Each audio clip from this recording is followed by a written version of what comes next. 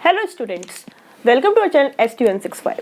आज हम क्या पढ़ने वाले हैं? आज हम पढ़ने वाले हैं एक नया टॉपिक, एक नया चैप्टर। और किस क्लास का? क्लास 8th का, वही ICSE क्लास 8th की हिस्ट्री। राइट, हिस्ट्री में क्या पढ़ेंगे हम लोग? आज हम लोग पढ़ेंगे अपना चैप्टर नंबर 7 और उस चैप्टर का नेम क्या है? The great uprising. राइट, बहुत इंपॉर्टेंट चैप्टर है। ठीक है, इससे पहले कि मैंने लेक्चर्स कुछ अपलोड किए थे, आपको स्क्रीन के थ्रू समझाया था British policy under impact, and उससे पहले भी कुछ और चैप्टर्स मैंने अपलोड किए थे, पीरियड ऑफ ट्रांजिशन वगैरह वाला भी। राइट, आपने नहीं देखे हो तो आप देख लेंगे, पूरी प्लेलिस्ट बनी हुई है और बहुत से अच्छे ने देख भी लिया है।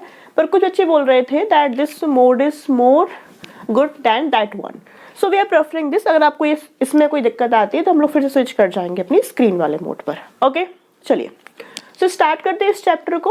और ये अपना चैनल का नेम क्या है? ST165, जहां हम लोग ICSE का सभी कवरेज करते हैं, सभी सब्जेक्ट्स का।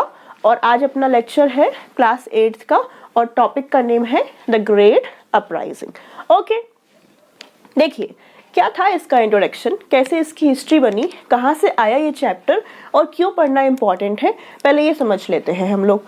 देखिए हमारे ऊपर कौन शासन कर रहे थे? यस, द गोरे लोग, and that one is Britishers.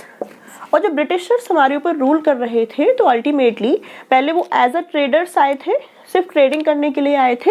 लेकिन जब उन्होंने देखा कि इंडिया का जो पॉलिटिकल सिस्टम है that is not so good, मतलब वहाँ के जो रूलर्स हैं उनमें यूनिटी नहीं है, पॉलिटिकल इनस्टेबिलिटी है, और उसका क्या है, उन्होंने फायदा उठाया।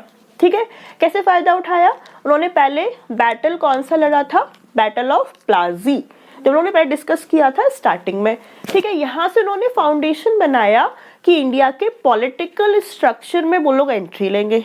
ओके, इसके बाद उन्होंने क्या है, एक जो, लेकिन ये डिसाइडेड युद्ध नहीं था, इसमें क्या है, इन्होंने बहुत ही चीटिंग की थी। ठीक, लेकिन फिर आगे एक और वॉर आता है, जिसको एक और बैटल होता है जिसको हम लोग बोलते हैं बैटल ऑफ बक्सर 1764। ये भी हम लोगों ने पढ़ लिया था, है ना। उसके बाद क्या, यहाँ से उनको पॉलिटिकल स्टेबिलिटी मिलती है और आगे जाके वो ट्रेडर्स से रूलर्स के फॉर्म में आते हैं, जो डिस्कस किया था हम लोगों ने फ्रॉम ट्रेडर्स टू रूलर्स वाले चैप्टर में। राइट, उसके बाद क्या, बहुत सारी पॉलिसीज लेके आते हैं, जैसे कि लैंड रेवेन्यू सिस्टम में इतनी सारी पॉलिसीज लेके आए, है ना। उसके बाद इकोनॉमिकली बहुत ज़्यादा कुछ ऐसी पॉलिसीज लेके आए जिससे कि क्या है, इंडिया के लोगों को गुस्सा आने लगा इनके ऊपर। ऑब्वियस है यार, पहले तुम थोड़ा बहुत परेशान करोगे तो इंसान झेल भी लेगा, लेकिन तुम बहुत ज़्यादा परेशान कर रहे हो, उसकी बात ही नहीं सुन रहे हो, उसके रिसोर्सेस पर ही मज़े कर रहे हो और उसी को सता रहे हो, तो अल्टीमेटली क्या होगा, फिर रिवॉल्ट होगा। राइट, तो वो क्या है, सामने आता है एक अपराइजिंग के फॉर्म में, जिसको कुछ लोगों ने रिवॉल्ट भी बोला गया है, तो उसी को हम डिस्कस करेंगे इस चैप्टर में। राइट, हम देखेंगे इसके कॉजेस क्या क्या थे इन डिटेल। ठीक है, फिर हम देखेंगे कि ये कैसे कैसे कौन कौन से इसके सेंटर्स थे रिवॉल्ट के, हम ये भी देखेंगे कि इसका रिजल्ट क्या आया, फिर एंड में ये भी देखेंगे क्या ये रिवॉल्ट सक्सेसफुल हुआ, और इसके बाद ये भी देखेंगे कि इस रिवॉल्ट के बाद की कहानी क्या थी, हमारे इंडिया में आगे सिचुएशंस कैसे मोल्ड हुई, लोगों ने उसको कैसे संभाला, ये सब कुछ चीज़ें क्या है इस चैप्टर में देखने वाले हैं।